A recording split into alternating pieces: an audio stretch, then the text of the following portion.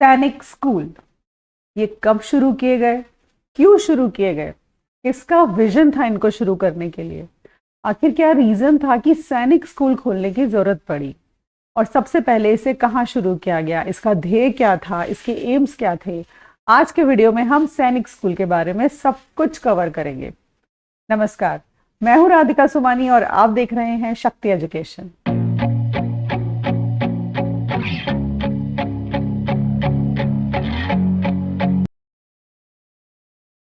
सैनिक स्कूल भी आपके फर्स्ट ग्रेड सिलेबस का एक इम्पॉर्टेंट टॉपिक है और ज़्यादा बड़ा टॉपिक नहीं है, बहुत छोटा सा टॉपिक है और बहुत ज़्यादा इसमें कुछ ऐसा नहीं है, इजी है, जल्दी हो जाएगा।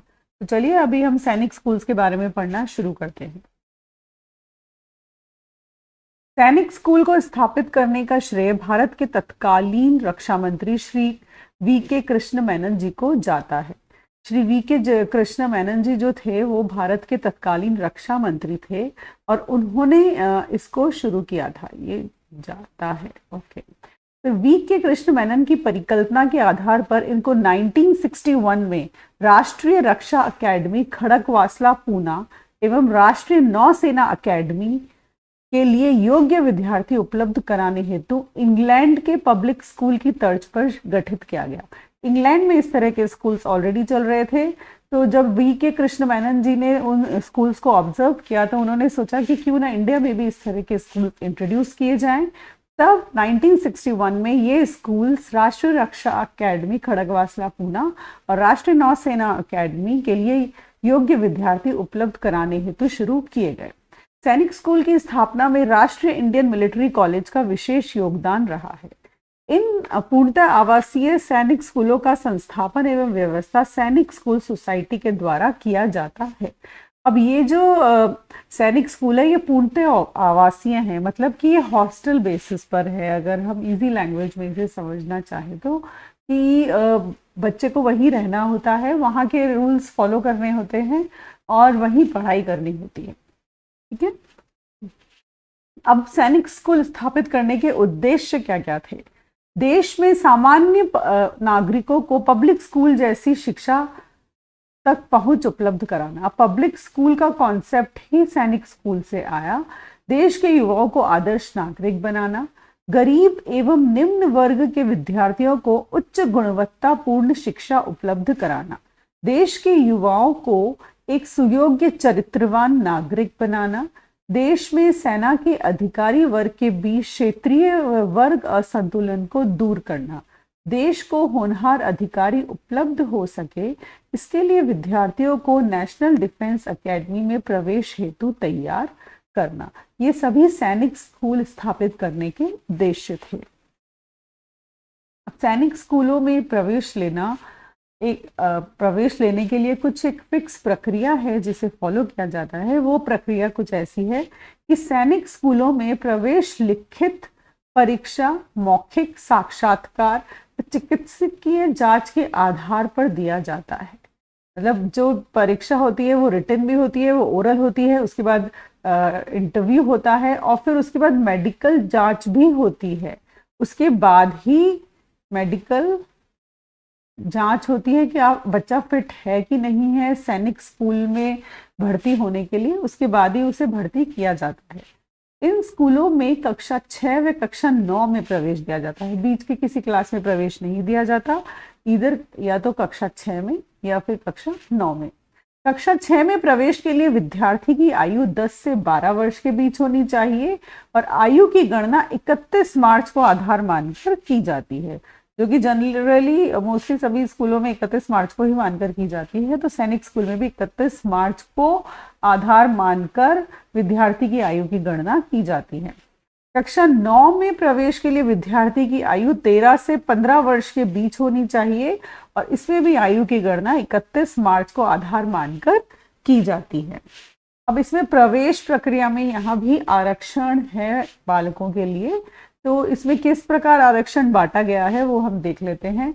67% सीटें जो राज्य के बालक हैं उनके लिए है, जो भी पर्टिकुलर स्टेट के जो बच्चे हैं उनको 67% सीटें उनके लिए रिजर्व्ड रहती हैं।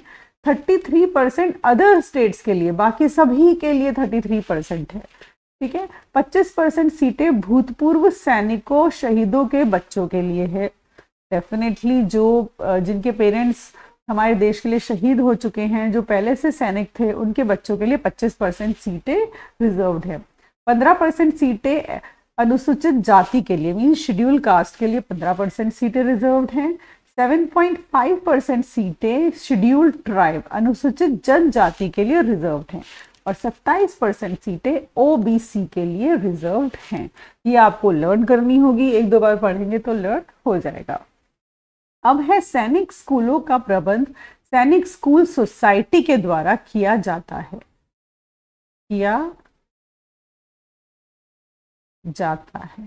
ठीक है। अब इनका प्रबंध किसके द्वारा किया जाता है? सैनिक स्कूल सोसाइटी के द्वारा। ये एक सोसाइटी बनी हुई है जो कि सैनिक स्कूल का मैनेजमेंट संभालती है। सैनिक स्कूल सोसाइटी रक्षा मंत्रालय के अधीन एक संगठन है और सैनिक स्कूल सोसाइटी जो डिफेंस मिनिस्ट्री है इंडिया की, उसके अंडर में एक ऑर्गेनाइजेशन काम करती है, डिफेंस मिनिस्ट्री। ठीक है। तो सैनिक स्कूल सोसाइटी के अंडर में सैनिक स्कूलों का मैनेजमेंट किया जाता है और सैनिक स्कूल सोसाइटी डिफेंस मिनिस्ट्री के अंडर में आती है। सोसाइटी का प्रशासन बोर्ड ऑफ गवर्नर्स के अधीन है, जिसके अध्यक्ष भारत के रक्षा मंत्री हैं। जो भी तत्कालीन रक्षा मंत्री होते हैं वो बीओजी के अध्यक्ष होते हैं। प्रत्येक स्कूल के लिए स्थानीय प्रशासन बोर्ड बनाया गया है, जिसका सचिव स्कूल का प्राचार्य होता है, मीन स्कूल का प्रिंसिपल होता है। अब इसमें कुछ नोट करने लायक बातें वो है स्कूल के प्राचार्य, उप प्राचार्य, पंजीयक आदि की नियुक्ति रक्षा मंत्रालय द्वारा की जाती है। अब इनकी जो नियुक्ति है वो डेफिनेटली डिफेंस मिनिस्ट्री के अंडर में ही ये पूरा काम करता है, तो डिफेंस मिनिस्ट्री ही इनकी नियुक्ति करते हैं। भारत में सैनिक स्कूल, अब भारत में सैनिक स्कूल कब, कैसे, कहाँ, कितने हैं, वो सब हम पढ़ेंगे। भारत में पहला सैनिक स्कूल सतारा महाराष्ट्र में 23 जून 1961 को स्थापित किया गया।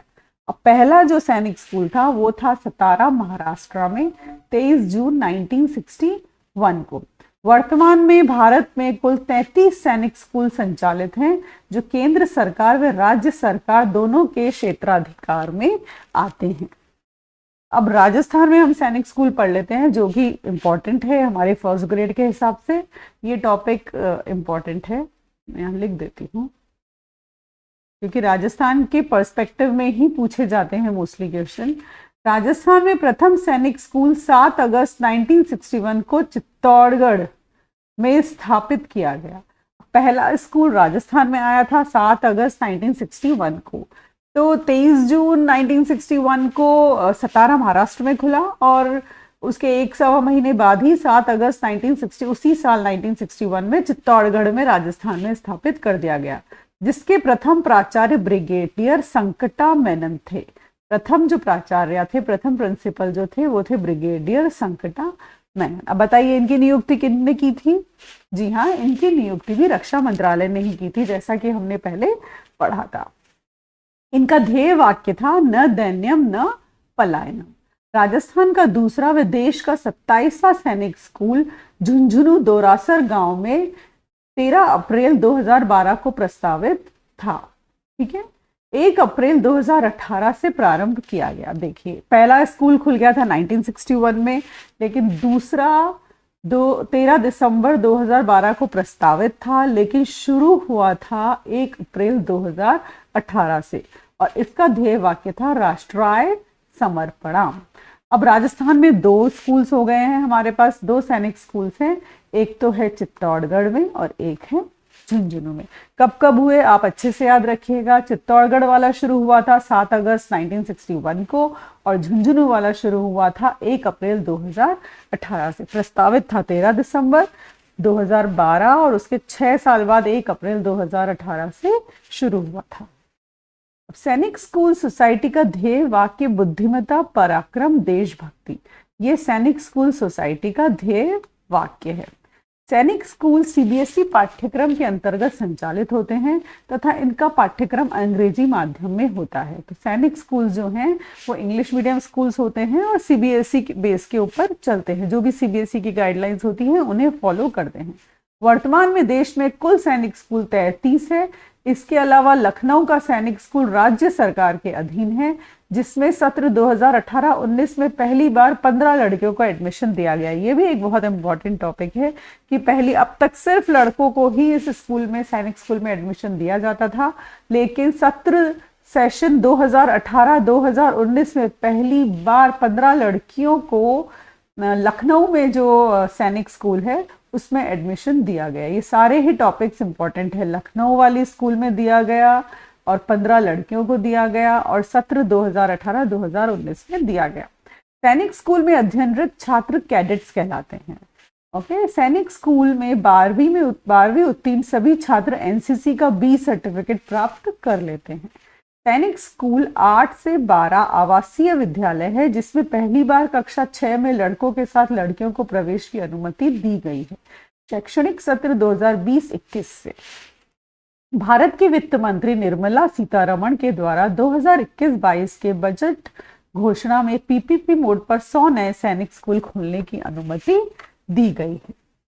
अब कक्षा 6 व कक्षा 9 में इन स्कूलों में प्रवेश परीक्षा का आयोजन एनटीए के द्वारा किया जाता है। अब हमने पढ़ा कि लिखित परीक्षा होती है, मौखिक होती है, उसके बाद इंटरव्यू होता है, लेकिन ये सब ऑर्गेनाइज कौन करता है? ये सब National Testing Agency NTA organise करती है। सैनिक स्कूलों का संचालन राज्य सरकार व केंद्र सरकार रक्षा मंत्रालय के अधीन करते हैं। घूम फिर कर वही बात है कि सब कुछ डिफेंस मिनिस्ट्री के अधीन में होता है।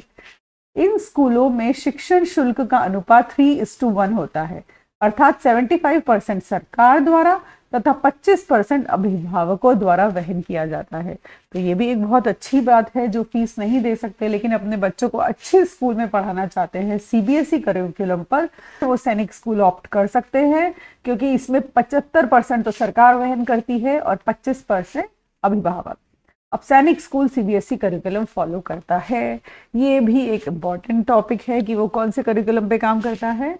वो सैनिक स्कूल सीबीएसई करिकुलम पे काम करता है। तो ये सब कुछ तो था सैनिक स्कूल के बारे में, जो मैंने आप लोगों के साथ शेयर किया। अब से रिसेंटली सैनिक स्कूल के ऊपर काफ़ी टाइम से न्यूज़ भी है, तो मैंने कुछ न्यूज़ निकाली है जो कि ऑनलाइन है। मैं उसके लिंक आपको डिस्क्रिप्शन बॉक्स में दूंगी। आप डिस्क्रिप्शन बॉक्स में जाके उन लिंक्स पे क्लिक करके आप भी वो न्यूज़ चेक कर सकते हैं। तो आइए एक बार हम न्यूज़ डिस्कस कर लेते हैं, फिर मैं आपसे अब आगे की बात करूँगी। देखिए, एक न्यूज़ है सैनिक स्कूल के बारे में जो कि 4 अप्रैल न्यूज़पेपर में आई थी, और ये मैंने ऑनलाइन निकाली है कि जयपुर में कहाँ पर खुल रहा है सैनिक स्कूल।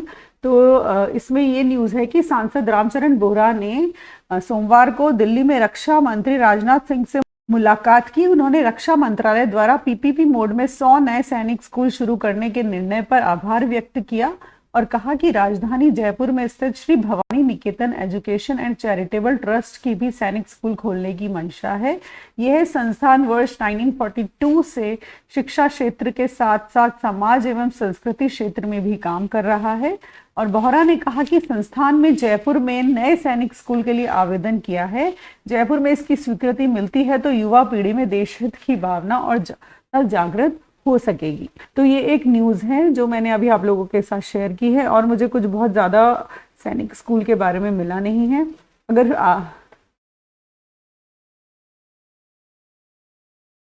देखिए, सैनिक स्कूल एक बहुत बड़ा टॉपिक नहीं है, छोटा टॉपिक है और बहुत लिमिटेड बातें हैं उसमें, क्योंकि अभी तक उतना अभी भी इस पे काम हो रहा है। अब जैसा कि निर्मला सीतारमण जी ने कहा है कि 100 नए स्कूल पीपीपी मोड पर खोले जाएंगे, तब और ज़्यादा इसमें, और जब स्कूल्स खुलेंगे तो और ज़्यादा बातें ऐड ऑन होंगी। अगर आपके एग्ज़ाम से पहले जितना भी होता है, आपको कंटिन्यू न्यूज़पेपर पढ़ना है और टच में रहना है कि नया सैनिक स्कूल कहाँ खुल रहा है, कौन से स्टेट में खुल रहा है, ताकि आपको अब तक जैसे कि 33 स्कूल्स हैं तो धीरे धीरे हो सकता है एग्ज़ाम तक वो बढ़े, तो आपको अपने न्यूज़ के टच में रहना है। और उसका एक ही तरीका है कि आप डेली न्यूज़पेपर पढ़िए, और जो टॉपिक्स मैं कवर कराती जा रही हूँ उन टॉपिक्स को न्यूज़पेपर में ज़रूर सर्च कीजिए कि उन टॉपिक्स से रिलेटेड कहीं कोई बात तो नहीं छपी है। बिकॉज अगर आप जीके को या करंट अफेयर्स क्लियर रखना चाहते हैं तो एकमात्र सबसे इजी सॉल्यूशन यही है कि आप डेली न्यूज़पेपर पढ़ें। और ज़्यादा टाइम नहीं लगता, कोई हमें यूजलेस न्यूज़ पढ़नी नहीं है, जो काम की न्यूज़ है जस्ट उनको गो थ्रू कीजिए और बस हो जाएगा।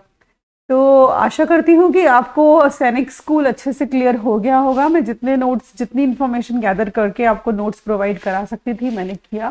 फिर भी अगर लगता है कि कुछ छूट गया है या मैम कुछ बताना भूल गई है तो कोई दिक्कत नहीं है, आप मुझे कमेंट बॉक्स में ज़रूर से कमेंट करके बताइएगा कि कहीं मुझसे कुछ रह गया है या मैंने कुछ गलत बोल दिया है, तो भी प्लीज़ मुझे ज़रूर रेक्टिफाई कीजिएगा। और ज्ञान बांटने से ही बढ़ता है। तो मिलती हूँ आपसे नेक्स्ट वीडियो में। Good bye.